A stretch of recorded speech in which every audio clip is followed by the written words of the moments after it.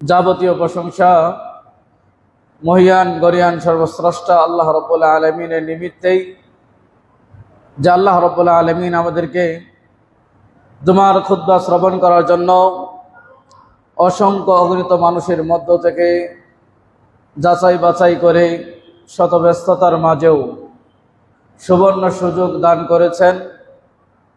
তার বিধানকে বাস্তবায়নের নিমিত্তে একগ্রতা প্রকাশ করে সওয়াবের উদ্দেশ্যে এবং ফরজিয়াত পালনার্থে ঐতিহ্যবাহী শরীফপুর আহলে হাদিস ইসলামী মসজিদে আসার তৌফিক দান করেছেন।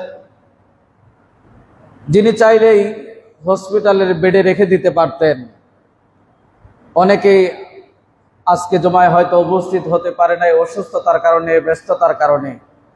সকল কারণগুলোকে উপেক্ষা করে যিনি আমাদের এই সুবর্ণ সুযোগ দিলেন, সে আল্লাহ রাব্বুল আলামিনের শুকরিয়া আদায় করি। তার দেওয়া জবান দিয়ে জবান খুলে বলি আলহামদুলিল্লাহ। দরুদ ও সালাম বর্ষিত হোক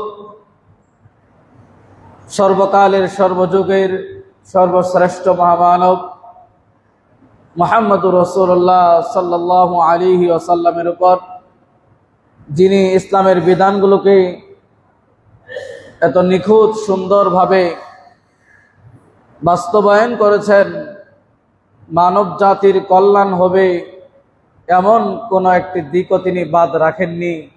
সকল কিছুই যিনি বাস্তবায়ন করেছেন এই উম্মতের কল্যাণার্থে, যিনি বহুত্ববাদ এবং তৃত্ববাদকে দূরীভূত করে দিয়ে, হাজার বছরের প্রতিষ্ঠিত অন্ধকার জাহেলিয়াতকে দূরীভূত করে দিয়ে, তার সুন্দর আদর্শ দিয়ে, ওহীর বিধান দিয়ে, কোরআনের বিধান দিয়ে, আল্লাহ রাব্বুল আলামিনের আদেশ দিয়ে গোটা সমাজকে এত সুন্দর করে সাজিয়েছেন। যার আদর্শে এসে মানুষেরা পৃথিবীতেই জান্নাতের সার্টিফিকেটের সুসংবাদ পেয়েছে। যার আদর্শ অনুসরণ অনুকরণের মাধ্যমেই মারামারি, কাটাকাটি, হানাহানি, অশান্তির দাবানল সব কিছু যেন স্তব্ধ হয়ে গিয়েছিল। যার আদর্শ অনুসরণ অনুকরণীয় কিয়ামত পর্যন্ত, শুধু রান্নাঘরে নয়, প্রতিটি জায়গায় রাষ্ট্রনীতি, পররাষ্ট্রনীতি, অর্থনীতি, সমাজনীতি সকল ক্ষেত্রেই যার আদর্শ সামনে রাখতে পারলে আমাদের জীবন সুন্দর হবে এবং ইহকালীন এবং পরকালীন নাজাত পাব। এবং যার সুপারিশ ছাড়া সেদিন আমরা আল্লাহ রাব্বুল আলামিনের সেই কাঙ্ক্ষিত আমলনামা ডান হাতে আমাদের দিবেন, সেটা পাবো না। সেই মহান নেতার উপর বর্ষিত হোক অজস্র দরুদ ও সালাম। সকলে বলি আল্লাহুম্মা সাল্লি আলাইহি আল্লাহুম্মা বারিক আলাইহি।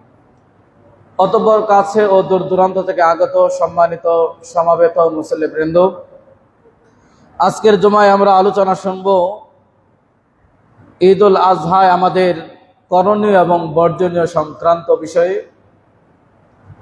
তার আগে আমরা যে মাস, যে দিন, যে সূর্য আমাদের অতিবাহিত হচ্ছে, যে সময় আমাদের মাস থেকে চলে যাচ্ছে, এই সময়গুলো অত্যন্ত গুরুত্বপূর্ণ সময়, মর্যাদাপূর্ণ সময়।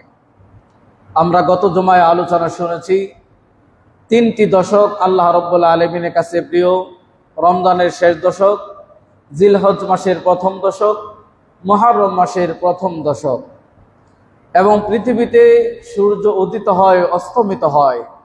এর মধ্যে রাতের দিক থেকে আল্লাহ রাব্বুল আলামিনের কাছে সবচাইতে প্রিয় হলো রমজানের শেষ দশক। দিনের দিক থেকে সূর্য যত উদিত হয়, যত দিন উদিত হবে, সবচাইতে আমল প্রিয় আল্লাহ রাব্বুল আলামিনের কাছে তা হচ্ছে এই জিলহজ মাসের প্রথম দশক।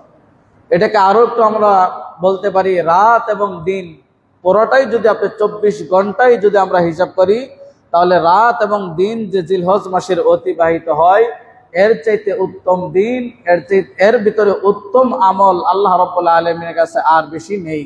প্রিয় আমল যদি আমরা করতে চাই, আমাদের অল্প পরিশ্রমে যদি বেশি পারিশ্রমিক পেতে চাই, তাহলে সেই সুবর্ণ সুযোগ কিন্তু আমাদের সময় চলে যাচ্ছে।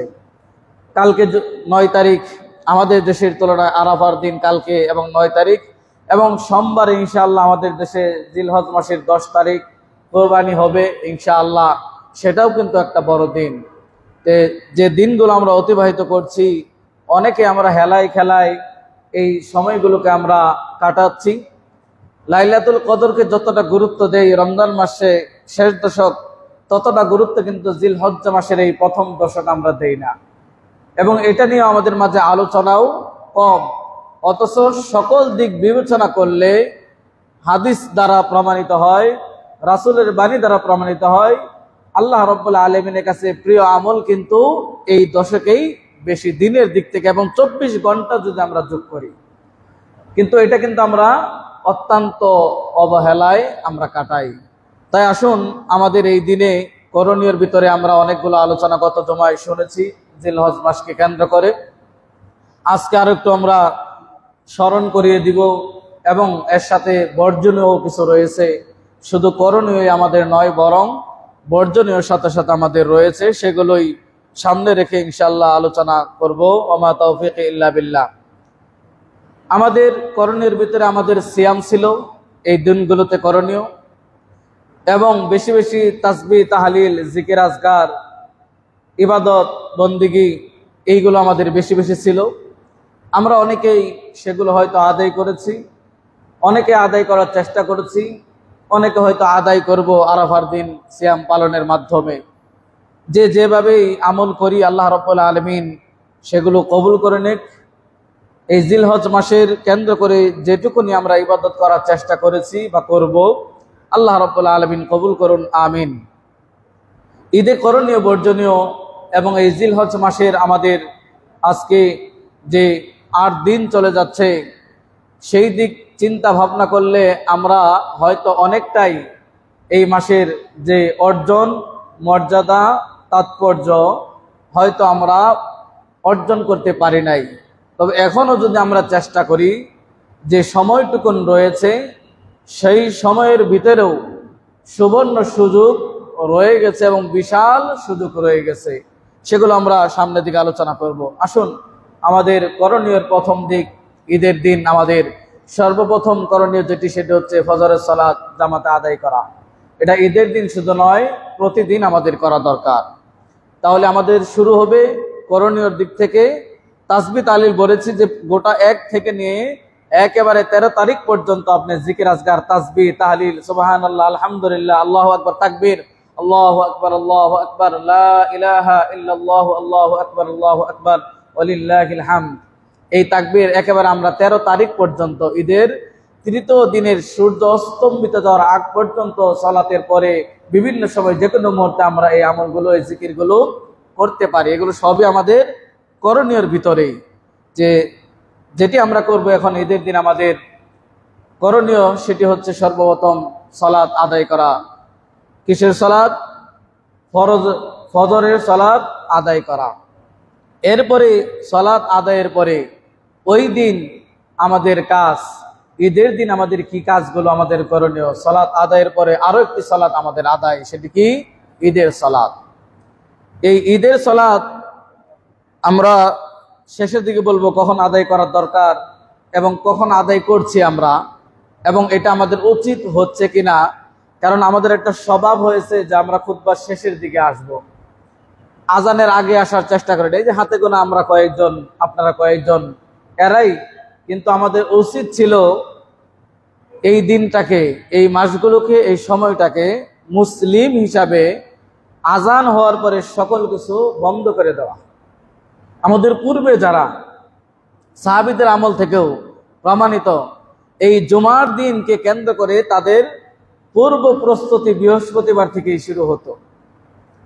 পূর্ব প্রস্তুতি বৃহস্পতিবার থেকেই শুরু হয়ে যেত জুমার দিন ফজিলত অর্জন করার জন্য।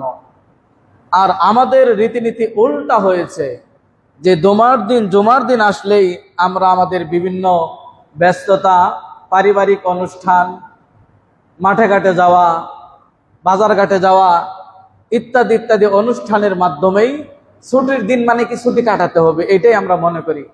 মুসলিম হিসাবে আপনার কি ছুটি কাটানোর সুযোগ আছে? 5 ওয়াক্ত সালাত এরকম ছুটি আছে যে না এই শুক্রবার না পড়লে হবে, অমুক দিন না পড়লে হবে?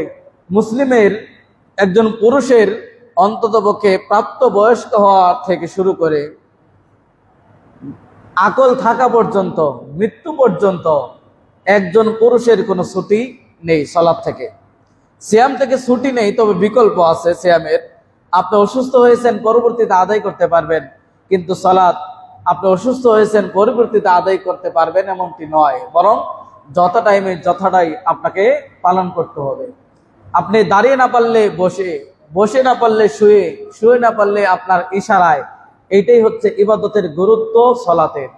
তাহলে আমাদের কিন্তু কোনো ছুটি নাই সালাত থেকে।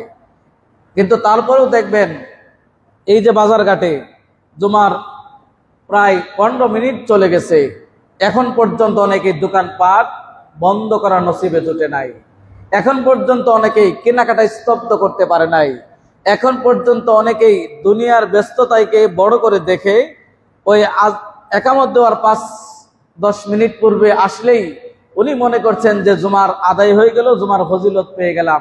না, এটা আপনারাই বিবেচনা করতে পারবেন। একজন লোক 50,000 টাকা দিলে আরেকজন লোক 5,000 টাকা দিলে সওয়াব কি সমান হবে? হবে না। একজন লোক জুমার পূর্বে আসছে খুতবা শোনার জন্য, জুমার ফজিলত অর্জন করার জন্য, ওই ব্যক্তি আর যিনি খুতবা শেষ হওয়ার 5-10 মিনিট আগে আসছে ওই ব্যক্তি এক নয়। তাহলে এই গুরুত্বগুলো আমরা দেই নাই বিদায় আমাদের জুমার দিন মসজিদগুলো বাংলাদেশের চিত্রে কি থাকে? ফাঁকা থাকে। এবং এই ফজিলত থেকে নিজেকে বঞ্চিত করতে করতে জাহান্নামের দিকে কিন্তু আমরা ধাবিত হয়ে যাচ্ছি, যে জাহান্নামের আগুন আমরা আমাদের শরীরে সইতে পারবো না। পৃথিবীর আগুনই আমরা সইতে পারি না, আর জাহান্নামের এই আগুন তো আরো কঠিন অবস্থা। তা আসুন, ঈদের সালাত আমাদের ঈদের দিন করণীয়ের ভিতরে ঈদের সালাত আরো একটি করণীয়। ঈদের সালাত কখন আদায় করব, কিভাবে আদায় করব?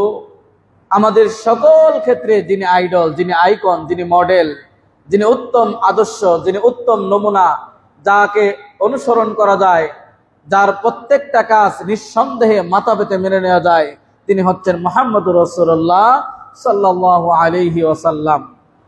তিনি আমাদের আদর্শ। তিনি যেরকম সালাতে আদর্শ, তিনি তেরকম পোশাকেও আমাদের আদর্শ। তিনি যেরকম পোশাকে আদর্শ, ঠিক ততরূপভাবে আপনার আমার ব্যবসা বাণিজ্যেও তিনি আদর্শ। তিনি যেরকম ব্যবসা বাণিজ্যে আদর্শ, অনুরূপভাবে পারিবারিকভাবেও তিনি আপনার আদর্শ।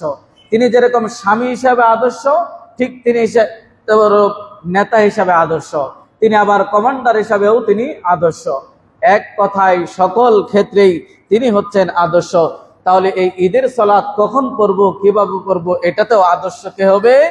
পৃথিবীর সর্বশ্রেষ্ঠ মানুষ মুহাম্মদুর রাসূলুল্লাহ সাল্লাল্লাহু আলাইহি সাল্লাম তিনি হবে। কাদের জন্য হবে? পৃথিবীর সর্বশ্রেষ্ঠ উম্মত, আমরা উম্মতে মুহাম্মদী, তাদের গোটা পৃথিবীর মানব জাতির জন্য যিনি আদর্শ, যিনি রাহমাতাল লিল আলামিন, যাকে উসওয়াতুন হাসানা হিসাবে আল্লাহ রাব্বুল আলামিন গোটা বিশ্বের মানব জাতির জন্য প্রেরণ করেছেন। তাহলে সেই সালাত, তার আদর্শই গ্রহণ করতে হবে আমাদের। সেই আদর্শ গ্রহণ করতে গেলে আমাদের 12 তাকবীরে সালাত আদায় করতে হবে। প্রথম তাকবীরে 7 তাকবীর প্রথম রাকাতে, এবং দ্বিতীয় রাকাতে 5 তাকবীর, এই মোট 12 তাকবীরে আদায় করতে হবে। এটাই হলো তার আদর্শ। এর বাইরে যারা যাওয়ার চেষ্টা করে, তারা যে হাদিস 6 তাকবীরে আদায় করে, সেই হাদিসগুলো মানসম্মতর দিক থেকে অনেকটাই আমলযোগ্য নয়। অতএব পুরোপুরি আদর্শ গ্রহণ করতে হলে আপনাকে 12 তাকবীরেই সালাত আদায় করতে হবে। এবং পদ্ধতি, রুকু সেজদা সবকিছু হবে তারই পদ্ধতিতে। এরপরে সেই সময়টা কখন হবে সেটাও তার পদ্ধতিতে হবে, তার সময় অনুযায়ী তিনি যেভাবে তার সাহাবীদেরকে সালাত প্রশিক্ষণ দিয়েছেন, যে সময়গুলো তিনি আদায় করেছেন, সেই সময়গুলো আমাদের নির্ধারণ করা দরকার।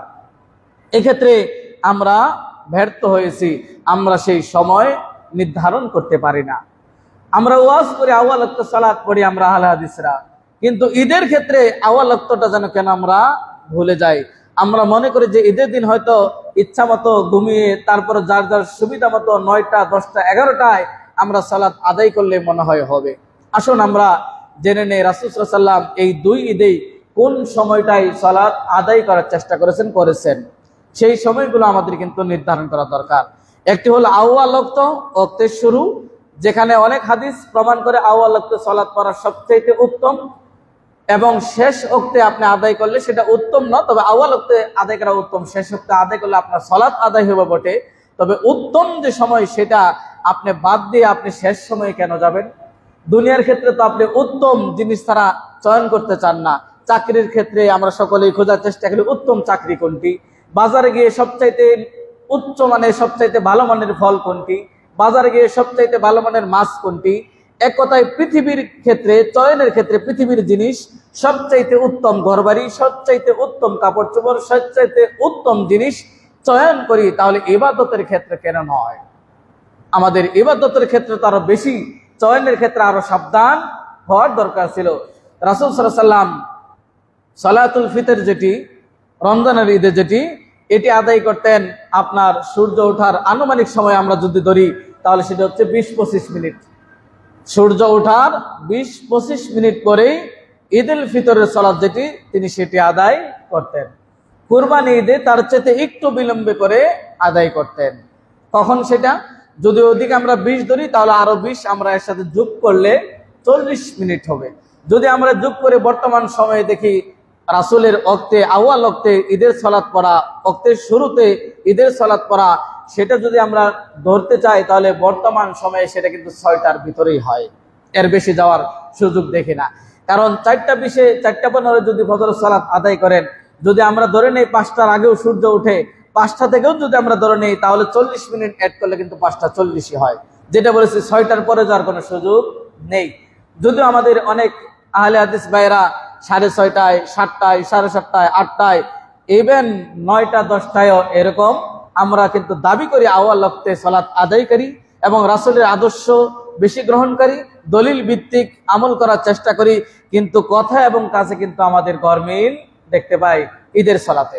তাহলে যদি আউয়াল ওয়াক্ত আমরা পড়তে চাই সালাতুল ঈদুল আযহা, তাহলে কিন্তু আমাদের উচিত সেই 6টার ভিতরেই সালাত আদায় করা আউয়াল ওয়াক্ত হিসাবে। আপনি বৈধ ওয়াক্ত হিসাবে সূর্য একটু ডোলার আগ পর্যন্ত পড়তে পারবেন, কিন্তু সেটা রাসূলের পদ্ধতি এবং রাসূলের সময় মতো হচ্ছে না, এবং আউয়াল ওয়াক্ত সেটি হচ্ছে না। তাহলে হচ্ছে কার আলোকে? যার আলোকে হবে তার আলোকে যদি আমরা, যার আলোকে দিন চলার কথা, যার আদর্শ ভিত্তিক আমাদের আলোচনা এবং আমাদের ইবাদতগুলো হওয়ার দরকার, তার আদর্শ ভিত্তিক যদি না হয় তাহলে অন্য কারো আদর্শ গ্রহণ করলে সেটা কিন্তু ইবাদত হবে না, মুশকিল। এবং যিনি যাকে প্রেরণই করা হয়েছে, আপনি প্রতিটি কাজ যার সিস্টেম গ্রহণ করবেন, যার অনুসরণ করবেন, তারটা যদি গ্রহণ না করে পৃথিবীর কোনো মানুষের, পৃথিবীর কোনো আলেমের, পৃথিবীর কোনো মানুষের, সমাজপতির এবং কমিটির তাদের সুবিধার্থে আপনি যদি আপনার জীবন গড়ার চেষ্টা করেন এবং সালাতের টাইমগুলো ফিট করার চেষ্টা করেন, নির্ধারণ করার চেষ্টা করেন, তাহলে কিন্তু আদর্শ রাসূলেরটা গ্রহণ করা হলো না। কাজে আমাদের উচিত হবে ঈদের সালাতগুলো, যেহেতু বলছে আমাদের করণীয় তার মধ্যে ঈদের সালাত, তাহলে ঈদের সালাত আমাদের এটাও একটা করণীয়, ঈদের সালাত 12 তাকবীরে পড়া, এবং সেটির সময় হবে সূর্য ওঠা থেকে নিয়ে 40 মিনিট, এর ভিতরে আমাদের শুরু করা দরকার। যারা বিশেষ করে আরব কান্ট্রিগুলোতে থেকেছেন, সৌদি আরব সহ এবং মিডল ইস্টের যে দেশগুলো রয়েছে, সেখানে আপনারা দেখবেন যে ফজরের আগেই ঈদের সালাত আদায় করার জন্য ফজরের আগেই আপনার সেখানে উপস্থিত হয়ে যায় মুসল্লিরা। এবং আমরা মদিনা ভার্সিটিতে থাকাকালে রাত 2টা বাজে গিয়ে মদিনা মসজিদ নববীর ভিতরে যদি আপনার জায়গা পেতে চান, তাহলে রাতের 2টা, 2:30, 3টার মধ্যে চলে যেতে হবে, না হলে আপনাকে বারিন্দা চত্বরে আপনাকে সালাত আদায় করতে হবে। এমন 2:30 বাজে গিয়েও প্রায় বারিন্দায় পড়ে যাওয়ার সম্ভাবনাই ছিল। তাহলে ওই দেশের চিত্রগুলো আজানের সাথে সাথে দোকানপাটগুলো বন্ধ হয়ে যায়, আর এই দেশের চিত্র হলো আজান হলে, নামাজের সময় হলে আমাদের কর্মব্যস্ততা আরো বেড়ে যায়। যদিও আমরা সমালোচনা করি যে সৌদি আরব এই হয়েছে ওই হয়েছে, কিন্তু অনেক দিকগুলো যদি সামনে রাখেন তার ধারে কাছে কিন্তু এখন পর্যন্ত আমরা যেতে পারি নাই, ইবাদতের দিক থেকে এবং অনেক কিছুর দিক থেকে, তাওহীদের দিক থেকে। হ্যাঁ, ভুলের ঊর্ধ্বে নয়, সৌদি আরব যাকে ধুতে দেওয়া তা বলছে না, কিন্তু এখনো কোরআনের অনেক বিধানগুলো যা তারা মানে তার ধারে কাছে পর্যন্ত আমরা যেতে পারি নাই।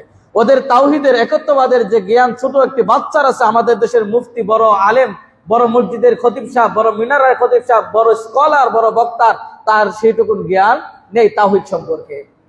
তাহলে এই দেশগুলোতে যে দেশে রাসূলের জন্ম, যে দেশে রাসূল বড় হলেন, যে জায়গায় দাওয়াতি কাজ করলেন, যেখানে শিক্ষা দিলেন, যেখান থেকে মানুষ করলেন, যেখান থেকে গোটা পৃথিবী আলোকিত করলেন, মদিনার সেই অলিতে গলিতে যার ধ্বনি উচ্চারিত হতো, সেই জায়গাগুলোতে সময়গুলো তারা সূর্য ওঠার 20-25 মিনিট পরেই সালাত আদায় করে।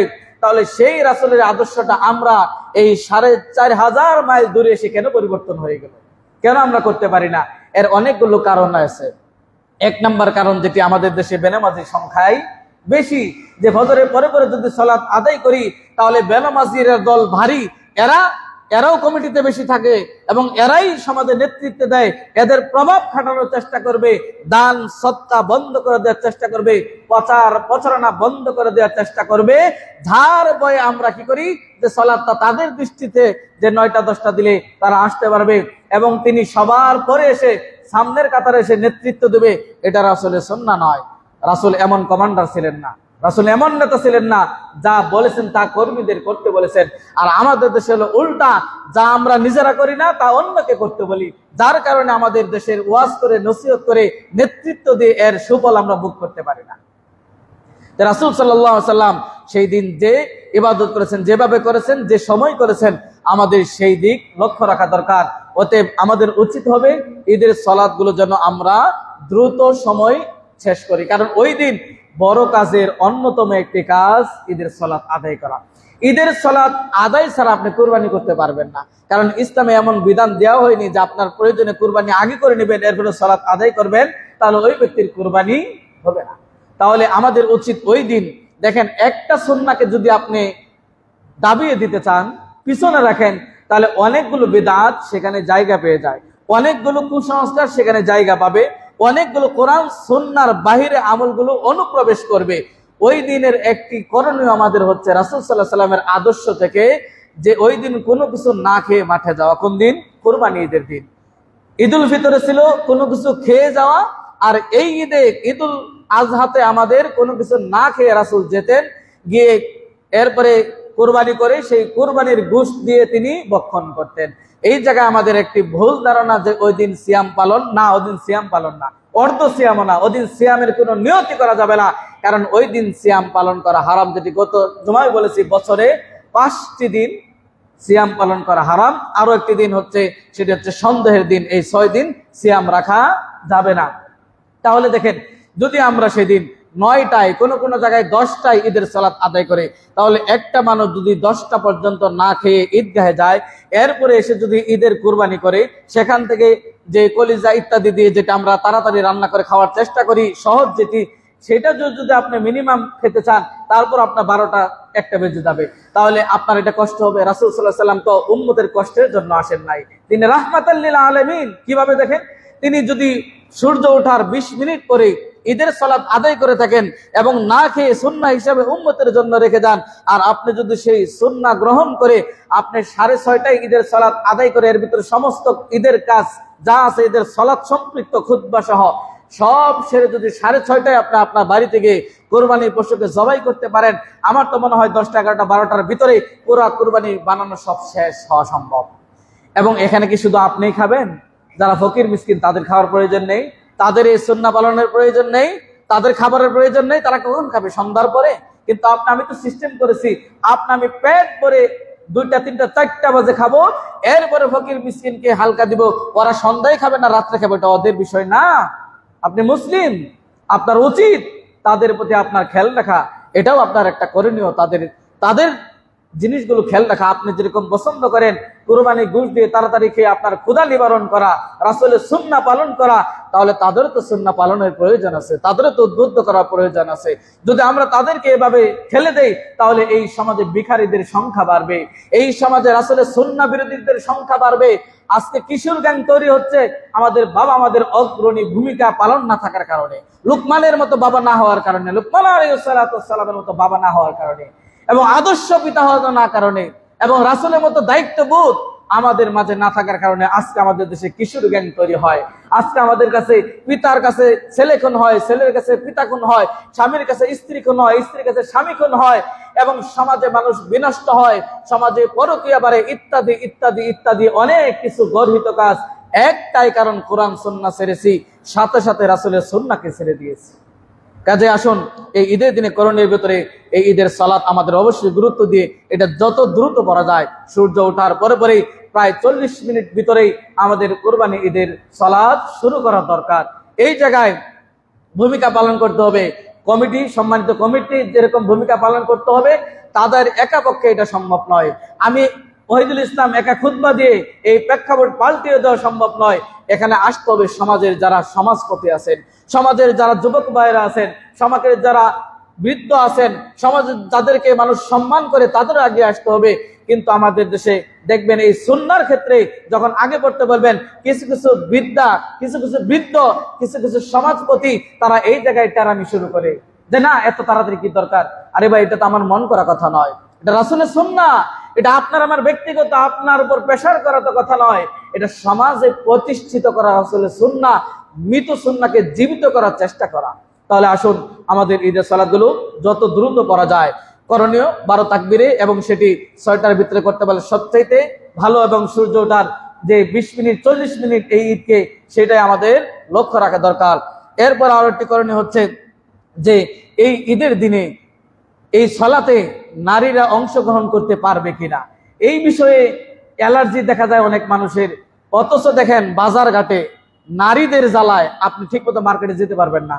রাস্তায় আপনি যতটা নিরাপদে দূরত্ব থাকার চেষ্টা করেন, এরা এতটা নিরাপদে দূরত্ব চেষ্টা করে না। এরা আপনাকে ধাক্কা দিয়ে চলে যাবে, পরপুরুষ মনেই করবে না। এরা বাজার ঘাটে আছে, আত্মীয় স্বজনের বাড়িতে বেড়াতে আছে।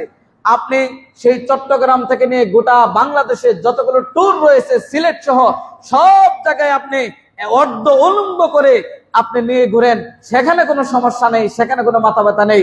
এই নারীবাদী আন্দোলনকারী যারা, যে তাদের সমান অধিকার দিতে হবে, এদের অ্যালার্জি কোথায়? ইসলামের জায়গায়, যেখানে ইসলাম নারীদেরকে বলেছে সলাতের কথা, ইসলাম নারীদেরকে বলেছে পর্দার কথা, ইসলাম নারীদেরকে বলেছে তাকে ঈদগাহে আসতেই হবে, ওই জায়গায় এদের হলো অ্যালার্জি।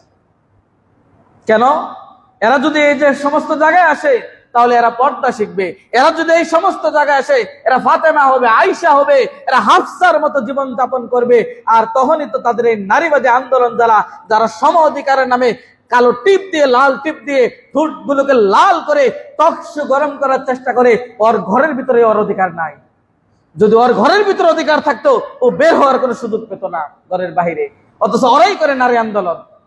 আজ আমাদের সমাজে অনেক কষ্ট হয়, এগুলো কথা বলতে গেলে অনেক কষ্ট হয়। ইসলামের সৌন্দর্যকে আমরা হারিয়ে ফেলেছি, যার কারণে পরিবার বিচ্ছেদ, যার কারণে এতগুলো খুন হয়, যার কারণে পরকীয়া হয়, যার কারণে বিচ্ছেদ হয়, যার কারণে নারী একাধিক পুরুষে আসক্ত হয়। পর্দাহীনতাই হলো অন্যতম একটি কারণ। পর্দা নাই মানে আপনি পরকীয়ার যতগুলো দরজা আছে, শয়তানের যতগুলো দোয়ার আছে, সব দোয়ারকে আপনি উন্মোচন করে দিয়েছেন। তাহলে ওই নারীকে ঘরের ভিতরে আবদ্ধ কিভাবে রাখবেন? আপনিই তো উন্মোচন করে দিয়েছেন। তাহলে যেটি বলছি, ঈদগাহে নারীরা অবশ্যই হাজির হবে, এটা রাসূলের আদেশ, এটা আর কারো আদেশ নয়। গোটা পৃথিবীর শ্রেষ্ঠ মানুষ তিনি যদি এই আদেশ দিয়ে থাকেন, এই আদেশ অমান্য করার পৃথিবীর কোন আলেমের, পৃথিবীর কোন সমাজপতির, পৃথিবীর কোন রাষ্ট্রপ্রধান, পৃথিবীর কারো সক্ষমতা নেই সেই আদেশকে পাল্টিয়ে দিতে পারে। যদি আপনি এতটাই আপনার অ্যালার্জি হয়, তাহলে আপনি আসুন, এখানে আমরা কিসের কথা বলি শুনুন। এই খুতবাগুলোতে কার কথা বলা হয় শুনুন। এখানে আপনার গদির কথা বলা হয় না, এখানে ক্ষমতাচ্ছুতের কথা বলা হয় না, এখানে মানুষ গটার, মানুষ কিভাবে তার জীবন সুন্দর করবে, তার পরিবার সুন্দর করবে, তার আমল সুন্দর করবে, তার ইবাদতগুলো সুন্দর করবে, জাহান্নাম থেকে কিভাবে মুক্তি পাবে, জান্নাতে কিভাবে প্রবেশ করবে, এইগুলাই আমরা আলোচনা করি। কারো জমি দখলের আলোচনা এখানে আমরা করি না, কারো সম্পদ করে নিব এটা আলোচনা আমরা করি না, বরং এগুলোর বিরুদ্ধে বলি। জমি আত্মসাৎ করলে এর পরিণাম কি হবে, বেপরদায় চললে এর পরিণাম কি হবে, রাসূলের সুন্নাহ বিরোধী কাজ করলে এর পরিণাম কি হবে, এবং জাহান্নামের পথ কোনটা আর জান্নাতের পথ কোনটা। তাহলে এখানে আপনি কিভাবে আমাদেরকে আপনারা অভিযুক্ত করতে পারেন? নারীরা অবশ্যই সালাত আদায় করবে, এবং এমন ভাবে রাসূল বলেছে, যদি কারো পর্দা করার ওড়না না থাকে, বড় ঢাকার মতো খিমার যদি না থাকে, সে যেন ধার করে নিয়ে অন্য কোন মুসলিম রমণীর কাছ থেকে ধার করে নিয়ে তারপরেও সে যেন ঈদগাহে উপস্থিত হয়। তাহলে আপনি এই কথা কিভাবে ব্যাখ্যা করবেন? কিভাবে আপনি বাধাগ্রস্ত করেন নারীদেরকে মসজিদে যাওয়া যাবে না? কিভাবে আপনি বাধাগ্রস্ত করেন যে নারীদেরকে ঈদগাহে নেওয়া যাবে না?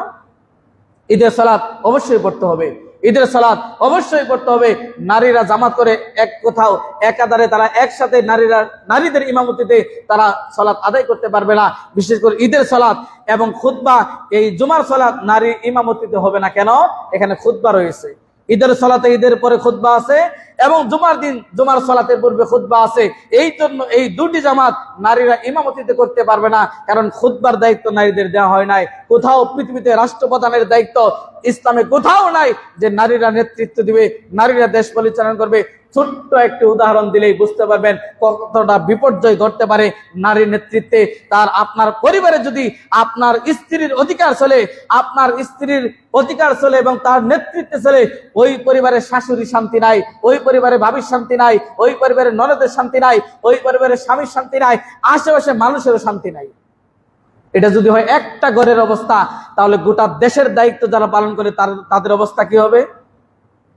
এটা রাসূলের কথা। নেতৃত্ব এমন একটা জিনিস নারীদের হাতে দেওয়া যায় না। হ্যাঁ, তারা অনেক মর্যাদাশীল, তারা মায়ের মর্যাদা, তারা বোনের মর্যাদা। নারীদেরকে যথেষ্ট সৃষ্টিকর্তাই সৃষ্টি করে ক্যাটালগ দিয়েছেন কোন জায়গায় তার নেতৃত্ব চলবে আর কোন জায়গায় চলবে না। যিনি সৃষ্টি করেছেন তিনিই তো ক্যাটালগ দিয়েছেন। বিপর্যয় তো তখনই আসে কোম্পানির সৃষ্টি ক্যাটালগে আপনি যদি সেই জিনিস পরিচালনা না করেন।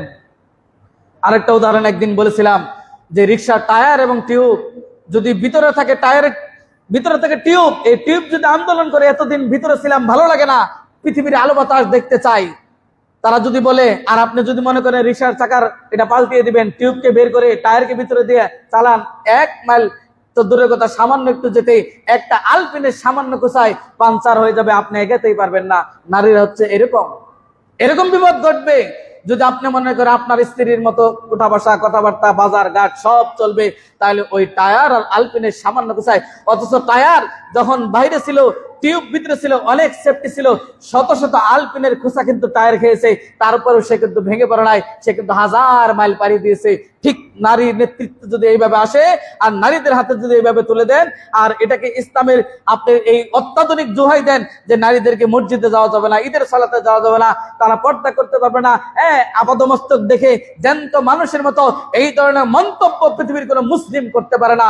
এই ধরনের মন্তব্য একজন নাস্তিকে করতে পারে যে পর্দা পরে আপাদমস্তক দেখে জ্যান্ত লাশ। এইটা যদি এরকম মন্তব্য করা মানে আল্লাহর কোরআনের বিধান যে দিয়েছে পর্দায় থাকা, এইটাকে কটাক্ষ করা। আর ইসলামের কোন বিধান নিয়ে যদি কটাক্ষ করে, সেই ব্যক্তি ঈমান ভঙ্গের 10টি কারণের, এটি একটি ইসলাম ভঙ্গের 10টি কারণের অন্যতম একটি কারণ। এরপরেও বলবেন আপনার ঈমান ভেঙে যায় নাই? ভেঙে যায়। তাহলে ঈদের সালাতে অবশ্যই নারীরা আসবে, প্রয়োজনে যদি কাপড় না থাকে ধার করে। এখন তো আমাদের পোশাকের অভাব নেই। এরপরে কি এমনও বলা হয়েছে যদি হায়াজগ্রস্ত হয় নারীরা, তারা কি করবে? রাসূল সাল্লাল্লাহু আলাইহি ওয়াসাল্লাম বলেছেন এরপরেও তারা ঈদগাহে যাবে, কিন্তু তারা পৃথক জায়গায় থাকবে, সালাতে অংশগ্রহণ করবে না।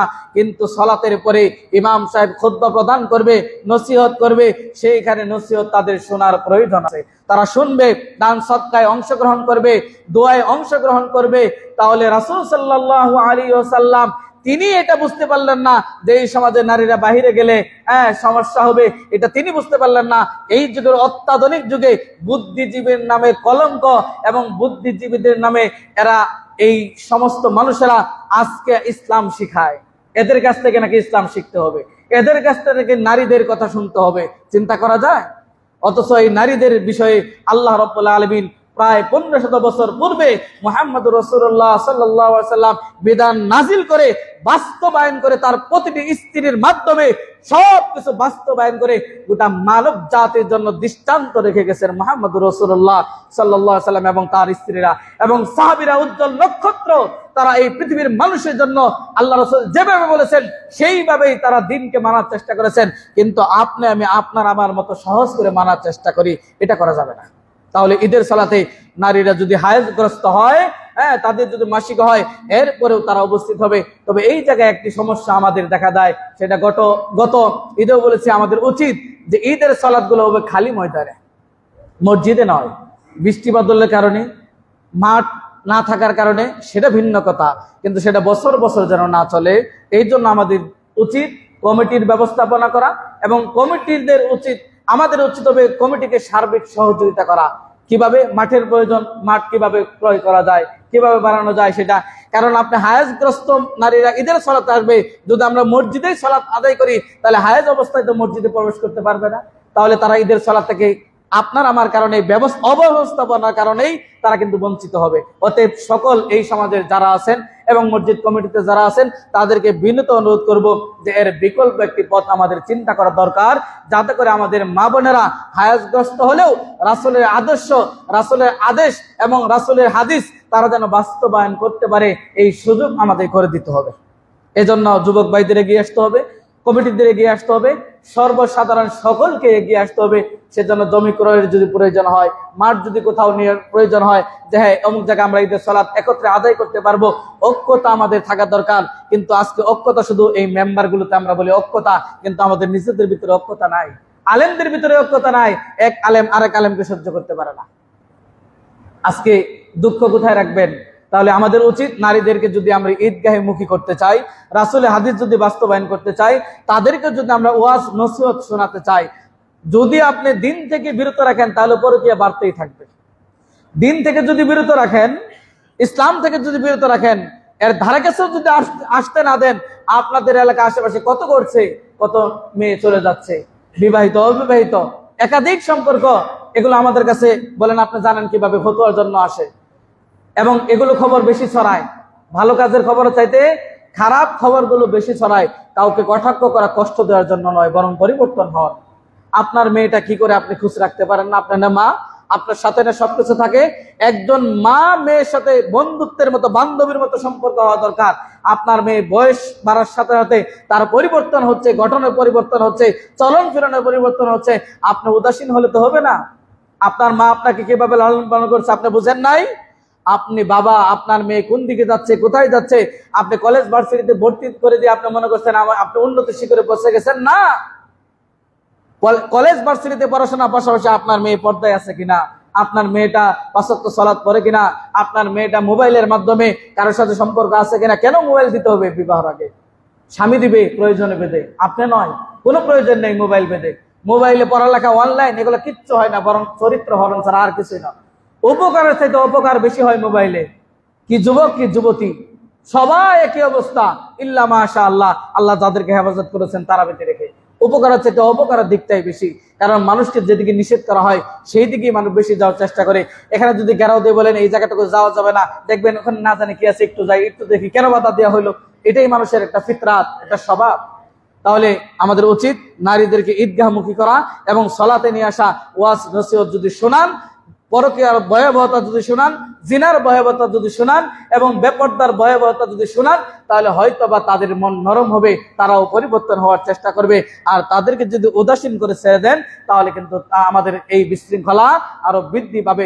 আসুন, ঈদে আমাদের করণীয়ের ভিতরে সালাত আদায় করার পরে আমাদের করণীয় হচ্ছে সেটি হচ্ছে কুরবানি করা। কুরবানি ওই দিন সবচাইতে বড় দিন আল্লাহ রাব্বুল আলামিনের কাছে, এবং ওই দিন সবচাইতে আমলের একটি অন্যতম দিন। সেই দিনকে যথাযথভাবে আমাদের পালন করা উচিত, কারণ কুরবানি আমাদের দিতে হবে আল্লাহ রাব্বুল আলামিনের জন্যই। পক্ষ হতে পারে আপনার, কিন্তু যেটা করব সেটা কার জন্য? জন্য হবে আল্লাহর, পক্ষ হবে আপনার পক্ষ থেকে, আপনার পরিবারের পক্ষ থেকে। সেই দিন, ওই কুরবানি দিনটা আল্লাহ রাব্বুল আলামিনের কাছে অধিক একটি প্রিয় দিন, অন্যতম একটি দিন। অতএব আসুন এই দিন আমরা চেষ্টা করি সেই কুরবানিটা যেন সুন্দরভাবে আমরা আদায় করতে পারি। এই কুরবানি আদায় করতে আমাদের যেটি করণীয়, সালাতের পরে অনেকেই খুতবা না শুনে দৌড়িয়ে যান, পালিয়ে যান। যদিও বাধ্যবাধকতা নেই, তারপরে বলতে চাই রাসূল সাল্লাল্লাহু আলাইহি সাল্লাম বলেছেন কি, যে নারীরা হায়াজগ্রস্ত হলেও তারা খুতবা শ্রবণ করবে। তাহলে বোঝা যাচ্ছে গুরুত্ব আছে। আপনি 5 মিনিট 10 মিনিটের বেশি তো আমরা আলোচনা রাখি না, 15 মিনিটের বেশি তো আলোচনা করি না। তাহলে এই 15 মিনিট আজকে আপনার ধৈর্য হচ্ছে না, আর কোন দিন আপনার ধৈর্য হবে? ওখানে অনেকগুলো হয়তো মূল্যবান কথা বলা হয়, হয়তো অনেক নসিহত করা হয়, আপনি সেখান থেকে বঞ্চিত হচ্ছেন। আপনি বের হয়ে মনে করবেন না যে আপনি আজকে ঈদের দিনে খুতবা শুনেন না, আপনি সফল হয়ে গেছেন। আপনিই বিফল। যারা শুনেছে তারা সফল, যারা তাড়াতাড়ি বের হয়ে গেছে তারাই বিফল, যারা ছিল তারাই সফল হবে। অতএব খুতবাটাও আপনারা শোনার চেষ্টা করবেন। কুরবানি দেওয়ার ক্ষেত্রে যেটি করতে হবে আমাদের, সেটি হচ্ছে বিসমিল্লাহি আল্লাহু আকবার, আল্লাহুম্মা তাকাব্বাল মিন্নি ওয়া মিন আহলি বাইতি, এইভাবে বলে আপনি কুরবানি করবেন। এবং সবচেয়ে উত্তম হচ্ছে আপনি নিজে কুরবানি করা। আপনি নিজে জবাই করার চেষ্টা করবেন, বিসমিল্লাহি আল্লাহু আকবার, আল্লাহুম্মা তাকাব্বাল মিন্নি ওয়া মিন আহলি বাইতি। যদি এটুকু বলতে না পারেন যে আল্লাহ আমার পক্ষ থেকে, আমার পরিবারের পক্ষ থেকে কবুল করো, তো বিসমিল্লাহি আল্লাহু আকবার এটা এইভাবেই আরবিতে অবশ্যই বলবেন বিসমিল্লাহি আল্লাহু আকবার। যদি একান্ত আপনি না পারেন, অনেকে ভয় জবাই করতে পারে না, অনেকে জবাই করে না, যদি একান্ত আপনি না পারেন তাহলে এক্সপার্ট যারা কোরবানি জবাই করতে তাদেরকে দিয়ে আপনি করান। এক্ষেত্রে আমাদের অবশ্যই লক্ষ্য রাখতে হবে, এটা একটি করণীয়, কোরবানির পশু জবাইয়ের ক্ষেত্রে তাদের যেন কষ্ট না হয়। বলেন জবাই করবো, এটা আবার কষ্ট না হয় কিভাবে? যেমন আপনি এই বুতা চাকু দিয়ে, যেটাতে ধার নেই, এমনই দিয়ে আপনি ফেস দিতে দিতে তার জানটা বের হতে কষ্ট হচ্ছে, এমনটা যেন না হয়। আপনি কোরবানি যেটি জবাই করবেন যে বস্তু দ্বারা, ওটি আপনি ধার করুন, সুন্দর করে দেখুন, এবং যারা চাকু ছুরি চালাতে এক্সপার্ট এদের দিয়ে আপনি জবাই করেন। আপনি নিজে করলে সবচেয়ে উত্তম। রাসূল সাল্লাল্লাহু আলাইহি সাল্লাম প্রায় 100টি তিনি নিজেই জবাই করেছেন, আপনিও জবাই করার চেষ্টা করুন। পদ্ধতি বিসমিল্লাহি আল্লাহু আকবার, আল্লাহুম্মা তাকাব্বাল মিন্নি ওয়া মিন আহলি বাইতি, এই দোয়া পরে আপনি জবাই করবেন। এবং জবাইয়ের পরে আমরা দেখি যারা বেশি এক্সপার্ট এরা দ্রুত কাজ করার জন্য কি করে, এই জায়গায় যে একটি নালী রয়েছে এই জায়গায় ছুরি দিয়ে গুতা দিয়ে তাড়াতাড়ি যান যাওয়ার জন্য এটা করবেন না। এমন হতে পারে এই কারণে পশুটি কষ্ট পাচ্ছে, আপনার কোরবানির ত্রুটি হয়ে যেতে পারে। অতএব তার যে অবস্থায় আপনি ছেড়ে দেন, হয় 10 মিনিট পরেই আপনি সেটা চুলানি কাজ শুরু করতে পারবেন, চামড়া সেলানি কাজ শুরু করতে পারেন, কিন্তু এই 10 মিনিটে আপনার কিন্তু পরিচয় হয়ে যাবে আপনি এই প্রাণের প্রতি প্রাণ দয়াশীল কিনা। এই 5 মিনিটেই কিন্তু প্রমাণ হয়ে যাবে আপনি কোরবানিটা কার জন্য করছেন। এবং এই কোরবানি পশু নিখুঁত হতে হবে, সেগুলো আমরা বিস্তারিত বলেছি, সেদিকে যাচ্ছি না। তাহলে জবাইয়ের ক্ষেত্রে অবশ্যই আমাদের যেটি করতে হবে সেটি হচ্ছে আমাদের সুন্দরভাবে ধার করতে হবে। এবং কোরবানির গোশত বন্টনে আমাদের এটা করণীয়, সেটি হচ্ছে 3 ভাগে ভাগ করেই দিতে হবে এমনটি নয়, তবে আপনি ভাগ করার চেষ্টা করবেন 3 শ্রেণীতে না, বরং 3 শ্রেণী মানুষকে খাওয়াতে হবে। এক, নিজে খাবেন, আত্মীয় স্বজন এবং ফকির মিসকিন। ফকির মিসকিনের কোয়ালিটি দুটি, একটি হচ্ছে যারা বাড়িতে বাড়িতে গিয়ে চেয়ে বেড়ায় তাদেরকে দিবেন, আরেকটি হচ্ছে যারা তাদের সম্মানার্থে তারা নিজেরা বের হয় না, তাদের সম্মান হানি হবে, নিজের কাছে নিরাপদ মনে করে না, নিজের প্রেস্টিজ আছে এবং সে সম্ভ্রান্ত ছিল এক সময়, কিন্তু করোনার কারণে এখন কোরবানি দিতে পারতেছে না, কিন্তু লজ্জায় মানুষের কাছে হাত পেতে পারতেছে না। এমন যদি হয় তাহলে খুঁজে খুঁজে বের করে তাদেরকে আপনি দিবেন, এটা আপনার দায়িত্ব এবং কোরবানি দিয়ে করণীয়। এবং আল্লাহ রাব্বুল আলামিন এই দুটি শব্দই কোরআনে ব্যবহার করেছেন, যে যারা চেয়ে বেড়ায় তাদেরকে দিবে এবং যারা লজ্জার কারণে চাইতে পারে না তাদেরকেও দিবে। ফাকুলু মিনহা ওয়া আতিমুল কানিআ ওয়াল মু'তার। এই আয়াতগুলো লক্ষ্য করলে দেখা যাচ্ছে যারা লজ্জায় চাইতে পারে না, হয়তো আপনি দিলে খুশি মনে নিবে, এই ধরনের তাদেরকে দিবেন। আর একা খাওয়ার চেষ্টা করবেন না, তবে কম বেশি করতে পারেন। যদি মনে করেন ফকির মিসকিনকে এই বছর বেশি দেওয়া দরকার দিবেন, যদি মনে করেন আত্মীয় স্বজনকে বেশি দেওয়া দরকার দিবেন, যদি মনে করেন এই বছর আপনার একটু প্রয়োজন বেশি, তাতে কোনো সমস্যা নেই, তবে দান বেশি যত দিবেন তত সওয়াব বেশি হবে। অতএব এই দিনে অন্যতম আমলগুলো, এই দিনে আমল করলে যে সওয়াব এটা কিন্তু আর পরে পাবেন না। অতএব আমাদের সুবর্ণ একটি সুযোগ, সেটি হচ্ছে এই দিনে বেশি বেশি তাসবিহ তাহলিল এবং কোরবানি দেব আমরা আল্লাহ রাব্বুল আলামিনের নামে। এই জায়গায় সবচাইতে যেটি মনে রাখতে হবে, যেটা খুতবার শুরুতে আমি বলতাম, কিন্তু আমাদের সিস্টেম হচ্ছে আমরা শেষের দিকে আসি, অনেক মানুষ তখন বঞ্চিত হবেন, তবে তাদের বঞ্চিত হওয়ারই দরকার। আপনি প্রথমে এসে যা পাবেন আরেকজন শেষে এসে পাইলে এটা তো সমান হলো না। তবে সামনে থেকে আমরা গুরুত্বপূর্ণ আলোচনাগুলো সামনে থেকেই শুরু করব। আমরা চাই আপনারা পরিবর্তন হন। জুমার দিন আপনার কিসের ব্যস্ততা?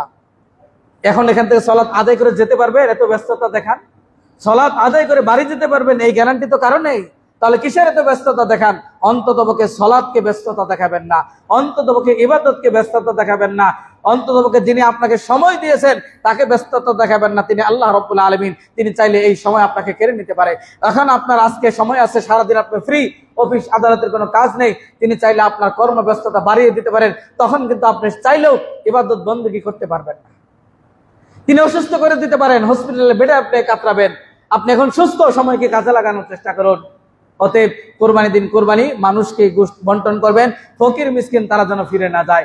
অমুসলিমও যদি আপনার নিকটে আসে তাহলে তাকে অবশ্যই গোশত দেওয়ার চেষ্টা করবেন। সে ব্যক্তি যদি চায় আপনি অবশ্যই দিবেন। কোরবানির ক্ষেত্রে আমাদের আরো একটি করণীয়, এই পশু যাদের দ্বারা আপনারা বানিয়ে নেবেন বা আপনি কর্মচারী হিসাবে পারিশ্রমিক হিসাবে কোরবানির গোশত আপনি কাউকে দিবেন না।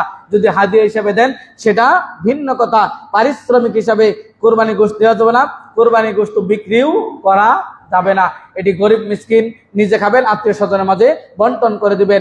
যারা নিজেরা কোরবানি করতে পারেন না তারা যদি মনে করেন কোনো হুজুর দিয়ে কোরবানি করাবেন, এটা কোরবানি করাতে পারেন, তবে তাকে বিনিময়ে তিনি জবাই করে দিচ্ছে এই জন্য তাকে মাংস দিতে হবে, এমনটি যেন না হয়, তাহলে কিন্তু আপনি পারিশ্রমিক দিলেন। আপনি হাদিয়া দিবেন, হাদিয়া দিতে পারেন, বলবেন যে হুজুর আপনি ফতোয়া দিয়েছেন কুরবানি জবাই করার, তখন তো গোশত বেশি পাবেন, আল্লাহ রাসূল মাফ করবেন, আমি জবাই করতে পারি না, আমি জবাই করিও না। অতএব এটা হলো আপনাদের সুবিধার্থে। একান্ত যদি না পারেন আপনি কোনো হুজুর দিয়ে, আপনি পারেন আরেকজন দিয়ে করান, হুজুরকে দিয়ে করাইতে হবে এমনটি নয়, বরং আপনি চেষ্টা করবেন। এবং কুরবানির যে চামড়া এটা বিক্রি করে আপনি নিজে খেতে পারবেন না, মসজিদেও দিবেন না, এটা ফকির মিসকিনদের হক। অতএব ফকির মিসকিন তাদের মাঝে বিলিয়ে দিবেন। এবং মসজিদের যে নির্ধারিত ছুরি থাকে, এটি জবাইয়ের দেখা যাচ্ছে একদিক জবাই করার পরে আরেক দিকে যায় না, এমনটি যেন না হয়। দু একজন ভাই বলেছেন যে মসজিদের যে নির্ধারিত ছুরি দিয়ে জবাই করা হয় এটা যেন সকলে ব্যবহার করতে পারে, যারা ব্যবহার করবেন যাদের কাছে যাবে, আপনার কাজ শেষ হলে আপনি দ্রুত আরেক ভাইকে সহযোগিতা করবেন যেন তিনিও এই চাকু ব্যবহার করতে পারে। অতএব এই অভিযোগগুলো যেন না আসে, এটা যেন বলতে না পারে যে আমাদের এই সাইড গিয়েছে ওই সাইড যাই না, ওই সাইড গিয়েছে এই সাইড না যায়। হ্যাঁ, তবে একটা মানুষের পক্ষে পুরোটাই একসাথে তাড়াতাড়ি আপনিও চাচ্ছেন উনিও চাচ্ছে, একসাথে তো এতগুলো সম্ভব নয়। অতএব ধৈর্য সহকারে সুন্দরভাবে আমাদের উচিত। এরপর আরো একটি যেটা আমাদের সমস্যা, কুরবানি দিন যেটা আমরা করা আমাদের উচিত নয়, তা হচ্ছে এই কুরবানি গোশত সামাজিক বন্ডের নামে আপনি যিনি কুরবানি দিচ্ছে তাকেও দিচ্ছেন, যিনি কুরবানি দিচ্ছে না তাকেও দিচ্ছেন, এমনটি যেন না হয়। সামাজিক বন্ট নামে কোনো বন্ট করা যাবে না, এটা আপনার নীতি, এটা ইসলামের নীতি নয়। সামাজিক বন্ট করে আপনি খাসির গোশত খান না, পরিবর্তন করে গরু গোশত নিয়ে যাচ্ছেন, গরু গোশত খান না খাসির গোশত নিয়ে যাচ্ছেন, এটা ইবাদত পরিবর্তন এতটা সহজ নয়। আল্লাহ রাসূলের আদর্শ থাকতে হবে ইবাদতে। অতএব এখানে আমাদের এটা খেয়াল রাখতে হবে, সামাজিক বন্ডের নামে যেন যারা কুরবানি দিচ্ছে তারা পায়, আবার যারা দিচ্ছে না তারা না পায়, এমনটাই যেন না হয়। বরং সামাজিক বন্ডে নয়, আপনি সমাজে খুঁজুন, আপনার সমাজে আপনি এত কিছু জানেন, কয়জন কুরবানি দিতে পারেন না এটা জানতে পারেন না? কার জমিতে সমস্যা এটা জানেন, দেন দরবার বসিয়ে জমি আত্মসাৎ করার চেষ্টা করতে পারেন, কোন জায়গায় পেঁচ লাগিয়ে টাকা খাওয়া যাবে এটা জানেন, কোন জায়গায় কুরবানি দিল না হত মানুষ দরিদ্র সেটা জানেন না? এটা জানার দরকার। আপনার বিবেককে প্রশ্ন করুন, আপনার আকলকে প্রশ্ন করুন, আপনি কি করতেছেন, আল্লাহর কাছে কি জবাব দিবেন? আপনি জবাব দিতে পারবেন?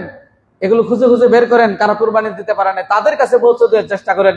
উনি আসুক আর না আসুক, আপনার দায়িত্ব কর্তব্য কুরবানি দেওয়া আপনার করণীয়। এটা আপনার ছেলেমেয়েরা আনন্দ করবে, ফকির মিসকিন তারা দুঃখ থেকে মরবে, এটা তো ইসলামের নীতি হতে পারে না।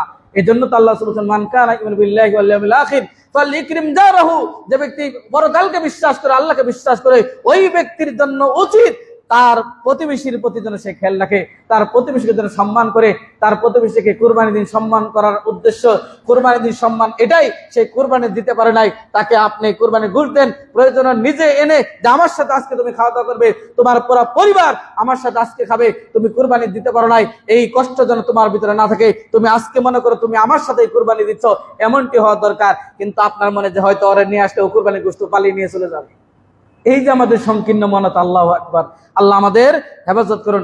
এবং কুরবানির গোশত চুরি হয় এটাও জানেন? আপনাদের এলাকা হয় কিনা জানি না, তবে আমি এক এলাকায় ছিলাম, আমি নিজেই দেখেছি, এবং অনেকগুলো অভিযোগ আমার কাছে আসছে। বৈশা লঙ্গিতে বসে প্রায় 2 কেজি 3 কেজি 5 কেজি পর্যন্ত ওই যে সমাজের বন্ড হয় এত বড় বড়, পুরো বন্ড 5টা 10টা, এবং প্রকাশ্যে চুরি আর হলো গোপনে চুরি। গোপনে চুরি কি? প্রতি সমাজে সব বন্ড দেওয়ার পরে এবার 20টা বন্ড বেঁচে গেছে, সবাই তাক লেগে তাকে আছে যে 20টা বন্ড বেঁচে গেছে, দেখা যাক কি করে। এবার ওই যে সমাজে যারা নেতৃত্ব দেয় 20টা বন্ড করে নিয়ে চলে গেছে। তাহলে এই কুরবানি আর এই সমাজপতিদের সমাজের নেতৃত্ব কোন জায়গায় চলে গেছে চিন্তা করা যায়। আল্লাহ আমাদের হেফাজত করুন। আসুন, কুরবানি দিন আমাদের অনেকগুলো করণীয় সময় শেষ হয়ে গেছে, সেদিকে আর যাচ্ছি না। তবে সবচাইতে বড় যেটা আমাদের লক্ষ্য রাখতে হবে, নিয়তকে একেবারে পরিষ্কার পরিচ্ছন্ন নির্ভেজাল খাঁটি পিওর রাখতে হবে। এই জায়গায় যদি ধরা খান তাহলে সব জায়গায় ধরা খাবেন। এই জায়গায় যদি গন্ডগোল হয় সব জায়গায় গন্ডগোল হবে। হাবিল কাবিলের ইতিহাস আপনারা জানেন। কাবিলের কি হাতে সমস্যা ছিল, পায়ের সমস্যা ছিল? একজন ল্যাংড়া মানুষের ইবাদত কবুল হয় না, একজন চোখ নাই তার ইবাদত কবুল হয় না, একজনের কানে শোনে না তার ইবাদত কবুল হয়, চোখে দেখে না তার ইবাদত কবুল হয়, একটা পা নাই তার ইবাদত কবুল হয়। এতটা গন্ডগোল থাকার পরেও তার ইবাদত কবুল হয়। কিন্তু যদি এই জায়গায় গন্ডগোল থাকে অন্তরে, তাহলে কোনো ইবাদতে কবুল হবে না। আল্লাহ রাব্বুল আলামিন এটাই বলেছেন, ইন্নামা তাকাব্বালুল্লাহু মিনাল মুত্তাকিন। অতএব নিয়তের ক্ষেত্রে আমাদের নিয়তে খালেস থাকতে হবে, নির্ভেজাল থাকতে হবে, পিওর থাকতে হবে, খাঁটি থাকতে হবে। না হলে কিন্তু যত ইবাদত করবেন এটা কিন্তু 1 নম্বরে রাখতে হবে। তার জ্বলন্ত উদাহরণ কয়েকটি দেই। সেই দিন সর্বপ্রথম শহীদকে ডাকা হবে, আল্লাহ ডাকবে, যে তুমি শহীদ হয়েছ। হ্যাঁ আল্লাহ, এত শক্তি ছিল, কত বিখ্যাত হয়েছি। আল্লাহ বলবে তুমি শহীদ হয়েছ মানুষেরা যেন তোমাকে বীর মুক্তিযোদ্ধা বলে, মানুষেরা তোমাকে বীর বিক্রম বলে, মানুষেরা জন্য করে একজন যোদ্ধা ছিল, এটার জন্য তুমি আল্লাহর দিনকে কায়েম করার জন্য যুদ্ধ করো নাই। এইভাবে সে স্বীকার করবে আল্লাহ আমার অনেক শক্তি ছিল, হ্যাঁ 10 জনকে একাকার করে দিয়েছি, 20 জনকে শেষ করে দিয়েছি, হ্যাঁ তোমার পথে লড়াই করেছি।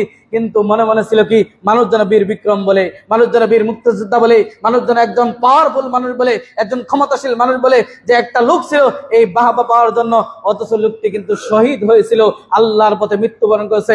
আল্লাহ বলবে তুমি মানুষের জন্য করেছিলে, অতএব তাকে হাত পা বেঁধে তাকে হেসড়িয়ে এই মাটি মাথার দিকে হেসড়িয়ে টেনে তাকে জাহান্নামে নিক্ষেপ করা হবে। তিনি কিন্তু শহীদ আপনার আমার কাছে, পৃথিবীর জগতে তিনি কিন্তু শহীদ ছিলেন। অতএব সাবধান থাকতে হবে।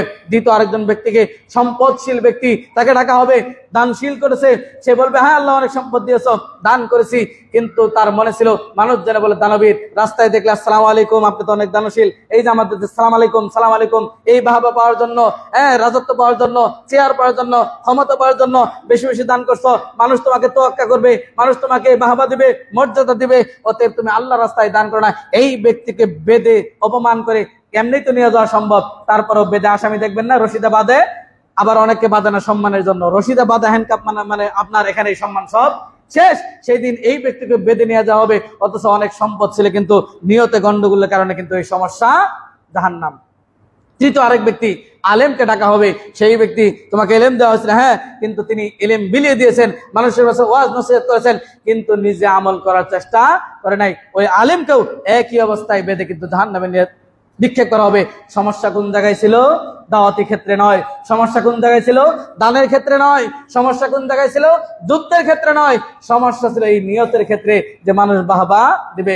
অতএব এটা আমাদের উচিত মনে রাখতে হবে। আল্লাহ রাসূল সাল্লাল্লাহু আলাইহি ওয়াসাল্লাম বলেছেন মানুষ 4 প্রকারের, এটা মনে রাখবেন। মানুষ 4 প্রকারের, আপনি কোন প্রকারের এটা মেপে আজকে যাবেন এখান থেকে। মানুষ 4 প্রকারের। রাসূল বলেছেন, এক, যার দান সম্পদ আছে, দিনের জ্ঞান আছে, সে মনে করে এই সম্পদে তার মানুষের হক আছে, আল্লাহর হক আছে, সে যথাযথ তার সম্পদকে ব্যয় করে, ইসলামের যথাযথ জ্ঞান আছে এবং তার সম্পদ যথাযথ জায়গায় সে ব্যয় করে এবং জ্ঞান অনুপাতে ব্যয় করে, আল্লাহর শুকরিয়া আদায় করে, পৃথিবীতে সবচেয়ে উত্তম মানুষ এই ব্যক্তি। এই প্রকারের মধ্যে আপনি আছেন কিনা আপনার নিজেকে প্রশ্ন করুন।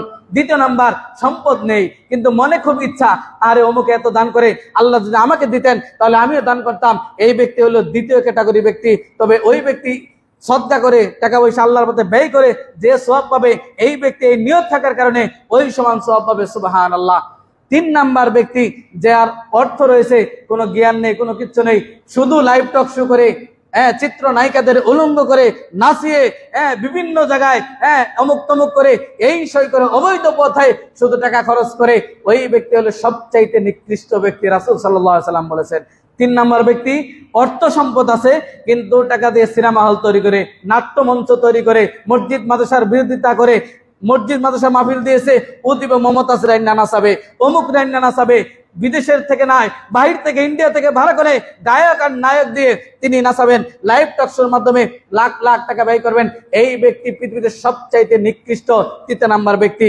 4 নাম্বার প্রকার মানুষ হচ্ছে ওই ব্যক্তি যার অর্থ সম্পদ নাই কিন্তু মনে মনে চায় অমুকে নাচাইছে, আমি যদি ইন্ডিয়ার নায়িকা নাচাইতে পারতাম মনটা অনেক খুশি হতো। অমুকে ইন্ডিয়া থেকে নিয়ে আসছে, আমি যদি কানাডা থেকে আনতে পারতাম, যুক্তরাষ্ট্র থেকে আনতে পারতাম, আর উলঙ্গ দেশ যেগুলো, সেগুলো নিয়ে টাকা থাকলে আমি সিনেমা হল তৈরি করতাম, টাকা থাকলে ওর চাইতে জমকালো লাইভ টক শো করতাম। ওই ব্যক্তি যেরকম স্পটে অপরাধ করে অপরাধী, আর এই ব্যক্তি এরকম মনের খায়েশ থাকার কারণে এই ব্যক্তি সেম একই অপরাধী হবে। এবার আপনি মাপুন 4 প্রকারের মানুষের কোন প্রকারের অন্তর্ভুক্ত আপনি মেপে যান। আসুন, আমাদের বর্জনীয় যেটি আমাদের এই ঈদকে কেন্দ্র করে, তার মধ্যে একটি হচ্ছে গান বাদ্যবাজনা যেন কোনোদিন মুসলিমের সংস্কৃতি হতে পারে না। সেটা ঈদেও নয়, ঈদের বাইরে নয়। ঈদকে কেন্দ্র করে কিছু কিশোর পোলাপান, যুবক মানুষ অতি উৎসাহ দিয়ে তাদেরকে আপনি রাস্তাঘাটে নামে দিয়ে ডেক সেট বাজিয়ে গান বাদ্য বাজিয়ে আল্লাহর বিপদ ডেকে আনার চেষ্টা করবেন না, সতর্ক হন। এবং আতশবাজি, এরপর হচ্ছে নারী পুরুষ একাকার, পুরুষের ধারণ করা, নারী পুরুষের আকার নেওয়া, পুরুষ নারীর আকার আকৃতি নেওয়া, এটা যেন না হয়। এরপরে কবর জিয়ারত ঈদকে কেন্দ্র করে, শুধু ঈদের দিনকে কেন্দ্র করে কবর জিয়ারত যেন না হয়, লোক দেখানোর জন্য কোনো ইবাদতি না হয়। কারণ আপনি শুরু হতে পারে সালাত আল্লাহর জন্য, একটু পরে আপনি উল্টে যেতে পারেন, গণেশ উল্টে যেতে পারে যে এবার আরেকজন আসতে আপনি একটু সালাত লম্বা করতেছেন, আমাকে এখন দেখতেছে, অথচ শুরু করছিলেন আল্লাহর জন্য, এমনটা যেন না হয়, লোক দেখানোর জন্য কোনো ইবাদতি না হয়। কোনো প্রকার হারাম কাজে, ঈদকে কেন্দ্র করে আনন্দের নামে কোনো প্রকার হারাম কাজে আমাদের লিপ্ত হওয়া যাবে না। আল্লাহ আমাদের সেখান থেকে বাঁচার তৌফিক দান করুন, আমিন। অনুরূপভাবে কুপ্রথার মধ্যে অনেকগুলো, তার মধ্যে একটি আপনাদের সমাজে প্রচলন আছে, কুরবানির গোশত আলুর সাথে রান্না করে খাওয়া যাবে না, এই কথা আপনাদের এখানে চালু আছে। এটা অনেকেই বিশ্বাস করেন, এটা কোরআন হাদিসের কোনো আকীদা নয়, এটা আকীদা পরিপন্থী কথা, কোন সংস্কার, এটা মারাত্মক কথা। আরে ভাই, আলু কি দোষ করেছে? তাহলে তো পেঁয়াজও দেওয়া যাবে না, রসুনও দেওয়া যাবে না, আদাও দেওয়া যাবে না। আলু কি সমস্যা? আলু কি অপরাধ করেছে যে কুরবানির গোশতের সাথে আলু দেওয়া যাবে না? তাহলে পেঁয়াজ দিচ্ছেন কেন, রসুন দিচ্ছেন কেন? তাহলে রসুন আর পেঁয়াজ পুত পবিত্র, এটাই তো কাঁচা খাওয়া নিষেধ। আর আপনি তাহলে আলুর অপরাধটা কি, দাম বেশি এই জন্য? না, এই ধরনের আকীদা আহলে হাদিস সমাজে থাকা মানে আপনি আহলে হাদিস এখনো হতে পারেন নাই, কোরআনের ধারক এখনো হতে পারেন নাই। অতএব এই ধরনের আকীদা বিশ্বাস যে কুরবানি গোশতের সাথে অন্য কোনো কিছু দিয়ে রান্না করে যাবেন, আপনার পছন্দ মতো আপনি খাবেন, কোনো সমস্যা নেই। আলু আর পেঁয়াজ, যদি আপনার আলুতে সমস্যা হয় তাহলে পেঁয়াজের সমস্যা হওয়ার কথা ছিল, কিন্তু সমস্যা হয়ে গেছে কোথায়? আলুতে। এখন দাম তো পেঁয়াজের বেশি, সমস্যা তো পেঁয়াজের হওয়ার কথা। আলুর দাম কম, কিন্তু দাম কোথায় বাড়াইছেন, সমস্যা কোথায় লাগিয়েছেন? যেখানে সমস্যা নাই। এগুলো আকীদা পরিপন্থী, ইসলামের সাথে সাংঘর্ষিক, কোরআনের সাথে সাংঘর্ষিক, এগুলো কুসংস্কার। মুরব্বীরা এই ধরনের হাদিস ডেলিভারি দেওয়ার চেষ্টা করবেন না, এগুলো হাদিস বেশি মুরব্বীরা বলে, নারীরা বেশি বলে, এবং মুরব্বী যারা এরাও বেশি বলার চেষ্টা করে, আকবরই বলার চেষ্টা করবেন না। জানার পরও বলতে ভয় পায় যে সঠিক হচ্ছে কিনা, আর নাচেন এই ফতোয়া দিচ্ছেন যে কুরবানির গোশত আলু দিয়ে খাওয়া যাবে না। আল্লাহু আকবার। এই ফতোয়া যদি এই সমাজে চলে, তাহলে এই সমাজে ওয়াজ করে আমাদের লাভ কি? খুতবা দিয়ে কি লাভ বলেন? অন্ধকার এখনো এই সমাজে রয়ে গেছে। আল্লাহ আমাদের হেফাজত করুন, আমিন। আজকের মতো এখানে শেষ করতে আকুলু মা তাসমাউন ওয়া আলাইকুম লিসাইরিল মুসলিমিন ফাস্তাগফিরু ইন্নাহু হুয়াল গফুরুর রহিম।